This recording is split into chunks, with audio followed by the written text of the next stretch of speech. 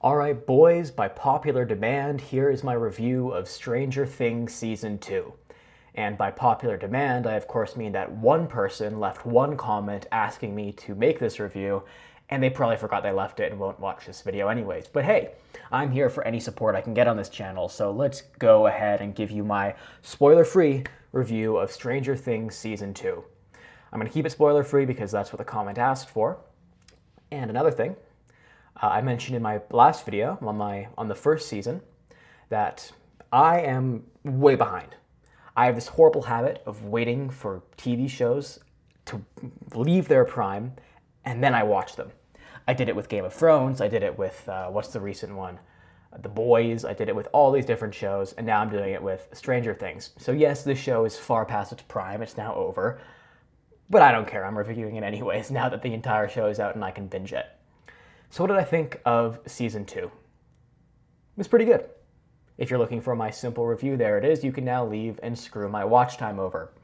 I think it was pretty good. I quite enjoyed it. I think it was maybe slightly worse than Season 1, but they kept it fresh. I like that they added new things into the mix to keep it interesting. It did feel like all the things that made the magic in Season 1 were still mostly present, but they added new elements and took the plot in new directions. And I think that's probably why the show has been such a cultural phenomenon, even though I haven't watched it. So, getting into more specifics without getting into spoilers, what did I enjoy? It's not really a spoiler to mention Max and Billy, two of the new characters, who I thought were amazing contributions. Something I talked about in my last review is that I really loved sort of the teenage coming-of-age stories that were present in the last one. I thought this was a great continuation of that, and both of these characters helped to add some new dynamics. The new kid, Max, the kind of deranged one, Billy. I think that they added really new dynamics, and I'm really excited to see where their characters go. That highlight from the previous season of the sort of teenage coming-of-age drama was really enjoyable once again. Watching this really brought me back to being like 12, 13, and just hanging out with the boys and starting to think, oh, maybe girls aren't horrible. It was really relatable, and I really enjoyed the human side of it. Will, oh my god, Will's character, he wasn't really a part of the first season. The whole first season kind of revolved around him, but he wasn't in it. This isn't a spoiler for Season 2, but it is a spoiler for Season 1. He was trapped in the Upside Down, then they finally brought him back in Season 2. And now he has all this trauma and all these really hard conditions that he has to deal with. And I just think it was, I'm glad they didn't just gloss over it. And I'm glad they made him more central this season. I think it was really interesting, and where the plot took him was really interesting. The fact that, well, I'm not going to get to spoilers, like I said, but they continue to make him interesting throughout it, which I really enjoyed. Another new character, Bob. Bob, who gets with Will's mom. I think he was good. I think, I don't know where their dad is. I don't think it's really explained, but I enjoyed it. I think he was just a general happy guy, and I won't spoil it, but where his story ends this season was one of the more, for me, interesting things that the season had to offer. I did read some articles online, some Reddit posts of a lot of people basically dissing the opinion I'm about to say, which is we want to see more death. There wasn't enough death in this situation. And upon further reflection, I think, that's just not what the writers and directors were going for, the Duffer Brothers or whatever they're called. And that's fine. That's fine.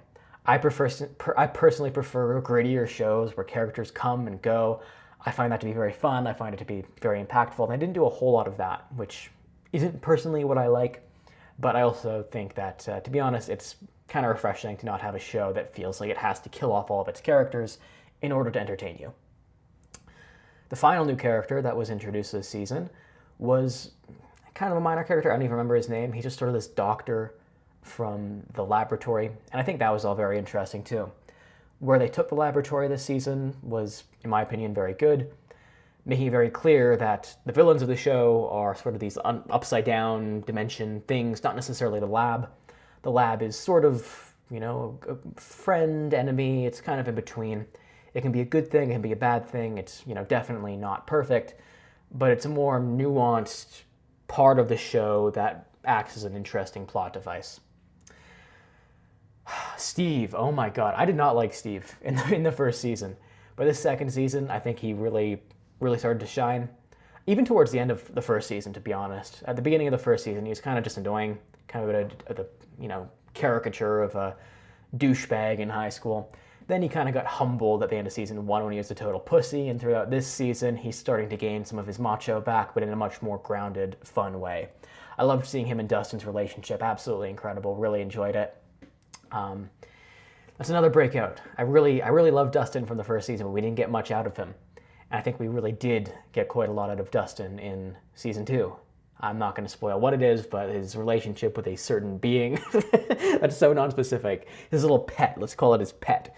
It was fun. It was fun. It was exploring the world and giving depth to a character at the same time. So yeah, I've really enjoyed this show. One criticism I will give is, especially in the last episode, I noticed that some of the dialogue felt kind of corny. I don't have a specific example, and I wouldn't give it because I'm supposed to be spoiler-free now, but I did notice some cornier dialogue. Wasn't a big fan of that. Other than that, man, what else is there really to say about Stranger Things Season 2? Some of the Upside Down. I mean, kind of similar to Season 1, but the parts where they are in the Upside Down, pretty fucking cool. It's really fun to watch, and that is the one thing I also wanted to mention that I completely forgot about up until now is Eleven. One of probably the best character for me in the entire show. She was really a standout. And I've loved to see her evolution throughout Season 2. I really like where they took her. And also Hopper. They end up in sort of this isn't really a spoiler. You can see it, I think it's literally the first scene of Season 2. They end up kind of in a father-daughter relationship, which I think is such a great progression for all of them. And I think it's really, really interesting to see that those two come together. Throughout the entire season, I was really frustrated how they kept Eleven separate, doing her own little thing, because I really loved seeing her interact with Mike and all the other characters. But I think it worked out pretty well. In the end, her going off on her own side character meant that her reunion with the other characters meant a lot when it did happen.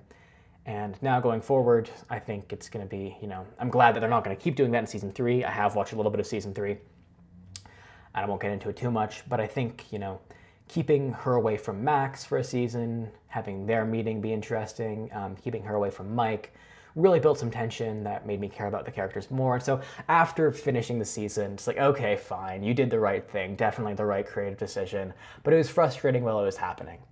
Other than that, there's not really a whole lot to say. I think the whole show is really interesting, and I probably forgot a few things. I did finish it 2 or 3 weeks ago now, and I just took a little break from YouTube, so I forgot to make a video on it. But yeah, maybe I'll watch Season 3 here soon and make a review on that. Let me know if you'd like that, and bye. And I hope the one person who wanted this review really badly watches it.